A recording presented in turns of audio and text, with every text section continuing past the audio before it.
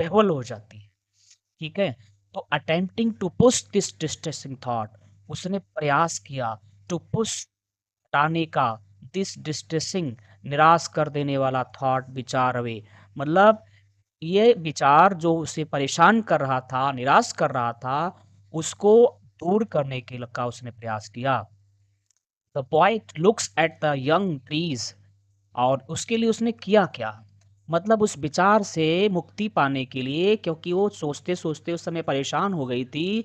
अब जिस प्रकार से कहीं ना कहीं आप जब दुखी होते हैं तो आप कोई ना कोई मूड आप चेंज के लिए किसी दूसरे काम में आप लग जाते हैं ताकि आपका मूड आप चेंज हो जाए। ठीक है, इसी तरीके से कवयित्री अब जब यहाँ पर परेशान दिखती है, होती है अपने माँ के बारे में, के सेपरेशन के बारे में सोच करके कि उसको एक दिन उससे अलग होना पड़ेगा, तो परेशान होती है।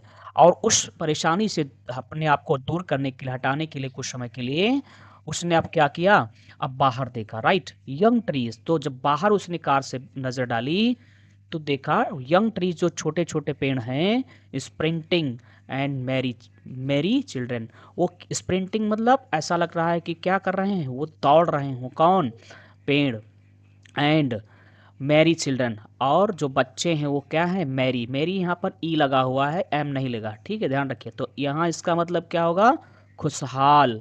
ठीक है, तो बाहर का जब दृश्य देखा तो कवयित्री ने देखा कि जो बच्चे हैं वो जॉली मूड में हैं, वो बहुत ही प्रसन्न हैं, खुश हैं, उमंग से भरे हैं, उत्साह से भरे हैं, है ना।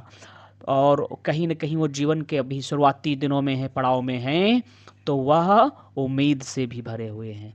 तो ध्यान रखिए, यहाँ पर एक साथ में कवयित्री दो तरीके की कंट्रास्टिंग इमेजेस हमारे सामने रखती है। एक तो अपनी माँ की वृद्धावस्था का जिक्र कर रही है, और साथ ही साथ में यहाँ पर अब दूसरा दृश्य जो दिखा दिखा रही है, उसमें बता रही कि बच्चे जो हैं बाहर, वो मैरी मोड में है, मीन्स खुशहाल हैं, जॉली हैं, राइट, प्लेइंग आउटसाइड, बाहर की ओर अपने अपने घरों से निकल रहे हैं, खेलने के लिए जा रहे हैं।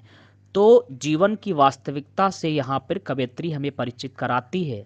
ये कविता सिर्फ ये कवयित्री के अपने माँ से जुड़ी हुई नहीं है, ये जो थीम है वह एक यूनिवर्सल थीम की बात कर रही है, क्योंकि ये चीज़ हर एक व्यक्ति के जीवन पर लागू होती है, एज का जो फार्मूला है, राइट। तो यहाँ पर उसी का जिक्र कर रही है कवयित्री, और फिर देख रही है कि उसकी माँ जो है एज की वजह से आज क्या है, वह अपने अंतिम दिनों के में है, राइट। और वह उनका शरीर अब बिल्कुल